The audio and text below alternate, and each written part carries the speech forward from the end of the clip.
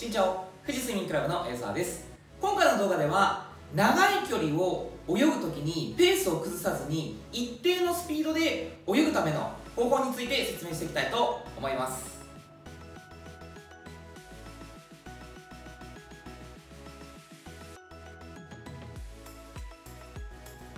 今回紹介するのは水をかくストローク数をもとにペースを作る方法です。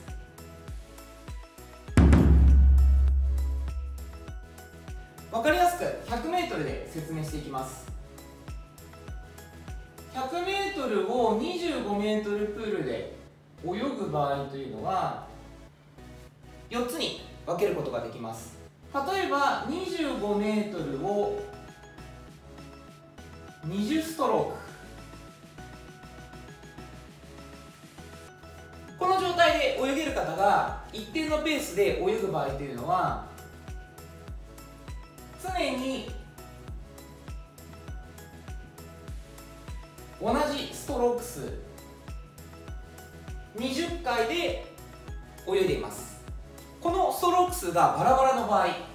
ば最初の 25m は17回、次の 25m は20回、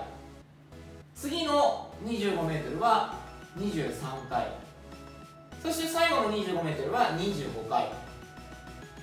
このようにバラバラの場合はどのようなことが起きているかというと、前半は普段の20ストロークに比べるとストローク数が少ないので、その分力を入れて速いスピードで泳いでいる可能性があります。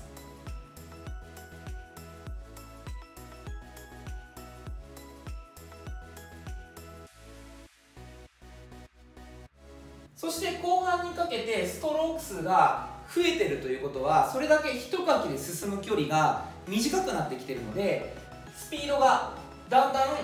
落ちていっている可能性があります。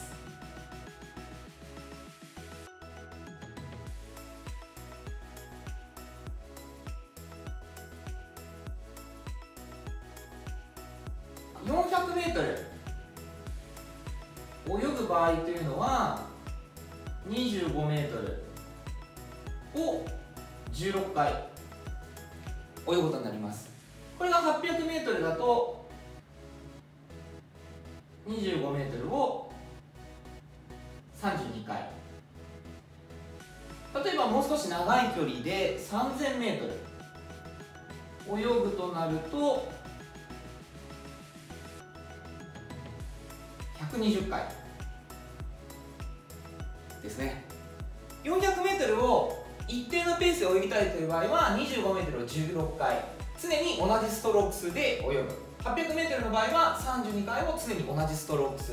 3000m 泳ぐ場合は120回を常に同じストローク数で泳ぐということが一つ大切になります。一定のストローク数で泳げるようになるためには、まずは短い距離からできるようにして、そこから少しずつ長い距離にするようにしてください。すでにある程度ペースが作れるという方は、最初から目標となる長い距離で練習していってもいいと思います。しかしまだあまりペースを作るのが得意でない方は、最初から長い距離で練習してしまうと、例えば 3000m、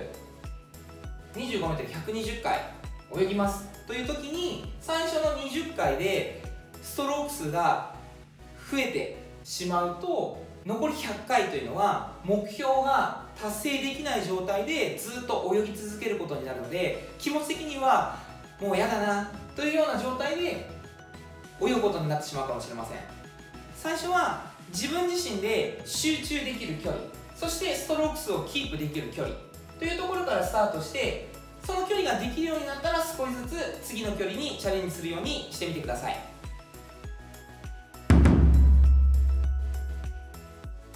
海や川で長い距離を一定のペースで泳げるようになりたいという方もいらっしゃると思います。そういう場合はどうしたらいいかというと、まずはプールで長い距離 3000m、4000m、5000m など長い距離を一定のストローク数で泳げるようになりましょう。一定のスピード、一定のストローク数で泳げるようになったら、その時の泳ぎのリズムや強度というのを体で覚えます。強度に関しては以前の動画で説明した自覚的運動強度の方を参考にするといいと思います。このプールで覚えた泳ぎのリズムや泳ぎの運動強度というのを意識した状態で海や川で同じ感覚で泳いでいくようにします。